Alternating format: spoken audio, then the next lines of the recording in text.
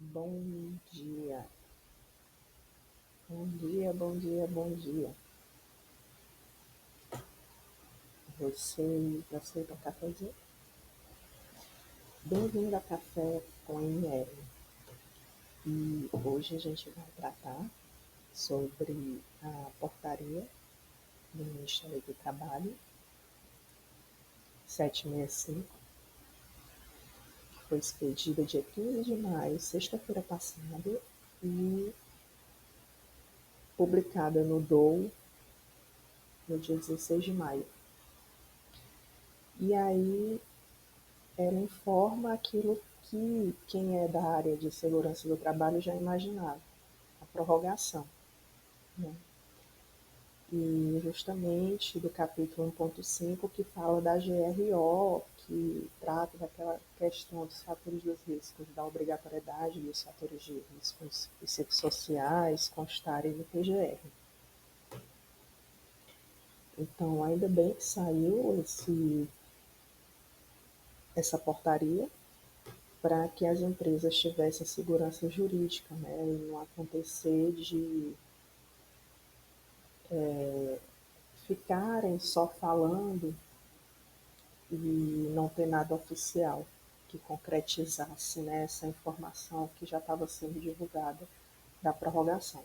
Então, as empresas vão ter até 25 de maio do ano que vem, de 2026, para se adaptar, né? As empresas vão ter que se adaptar e o governo entendeu que não era o momento de já aplicar multas ou penalidades para as empresas que estivessem descumprindo esse capítulo 1.5. Tá? Outra coisa que eu queria também falar para vocês é em relação ao guia da NR1. Quando a gente vai no site gov.br, lembrando que até mesmo para quem está começando na carreira de técnico de segurança do trabalho, é muito importante pesquisar a legislação pelo site do governo, né, porque são sites oficiais. Seja estadual, municipal, federal, quando você vai buscar uma norma, uma atualização, sempre busque por sites oficiais. E quando a gente vai no site gov.br da NR1, até então só tinha esse guia de elaboração e revisão de 2018. Aí apareceu esse guia de informações sobre fatores de riscos psicossociais relacionados ao trabalho desse ano. Eu fui fazer uma pesquisa e saiu que ele foi divulgado em abril desse ano, né? Caso tenha sido abril, então foi mês passado. E esse guia, ele é bem interessante porque ele mostra toda uma estrutura de como deve se proceder, dúvidas, mas tem um ponto que me chamou muita atenção, mas muita atenção mesmo, que não foi pouca. Aqui é a capa desse guia, ele é focado em fatores de riscos psicossociais relacionados ao trabalho. Aí vem o sumário e tudo. A introdução, ele vem até com dados estatísticos em relação a CIDs, né, que causam afastamento no Brasil. Aí ele vem 8 itens, né? Aí o 1, que é o que mudou na NR1 sobre esse tema, vem falando dessa integração da NR1 com a 17, que é a ergonomia. Aí o item 2, como fazer a gestão desses fatores de risco psicossociais relacionados ao trabalho. O terceiro é preparação do processo de identificação de perigos e avaliação de riscos. Aí ele vem até com essa imagem de estratégia de condução do processo. O 4, implementação da identificação de perigos e avaliações de riscos.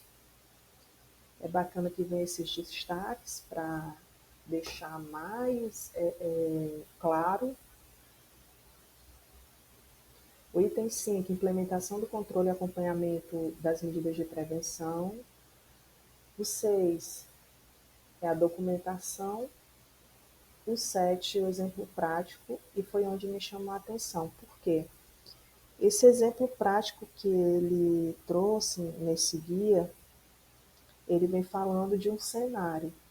Aí ele já começa assim: considere um pequeno escritório com 19 trabalhadores. Já aí eu já fiquei assim, por que 19? E, e aí eu lembrei, no mesmo instante, que 19 é a quantidade máxima de trabalhadores que uma empresa, independente do seu grau de risco, pode ter, que não a obriga a ter CIPA. Então, esse ponto me chamou a atenção. Por que 19? Ele não deu um range de tantos a tantos, de 500 a 700 funcionários, entre 100. Não, ele não deu um range, ele deu um número cravado que, coincidentemente ou não, é o número máximo de funcionários que a empresa pode ter, que não obriga a ter CIPA. Então, e assim, ele continua, que foi cada vez mais me chamando a atenção. A empresa possui um diretor executivo e 4 gerentes, um para cada equipe de trabalho, uma administrativa de pessoal, jurídica, equipe fiscal, contábil. Então, o que é que acontece? Você tem uma estrutura até que robusta para uma empresa de 19 pessoas. Beleza, ok, eles fizeram colocar esse exemplo, não quiseram colocar um exemplo mais comum de grandes empresas, né? E ok, mas esse foi um ponto que me chamou a atenção. Pode ser que outras pessoas, ao lerem, não vão perceber assim, isso daí não tem nada a ver, mas esse ponto específico de ter 19 trabalhadores, eles colocarem a quantidade, me chamou muita atenção. E aí ele vem falando um exemplo de qual risco psicossocial poderia estar no documento, que é o excesso de demandas no trabalho, sobrecarga. Aí vem a adoção de medidas de prevenção e acompanhamento. E o último item, que é de perguntas frequentes, né, de dúvidas que podem ter durante esse processo de identificação, avaliação e realização do levantamento, né, e a ação para prevenir, e as referências. Então é um guia, assim, a meu ver, comparado a outros guias que eu já vi do governo, que está bem claro, está com a linguagem acessível até para quem não é da área de segurança do trabalho, mas que precisa estar a par do tema, como por exemplo os profissionais de RH, né, ou o jurídico também das empresas. Então, hoje eu vim mostrar para vocês sobre essa portaria que oficializa, né, a prorrogação, que a gente já tinha ouvido, já estava sendo anunciado, prorroga até 25 de maio de 2026. E esse guia que a gente encontra indo no link da NR1 do gov.br, e aí baixando a página a gente vai encontrar o link. E se quiser você pode baixar, né? Ele está aberto para fazer o download, ok?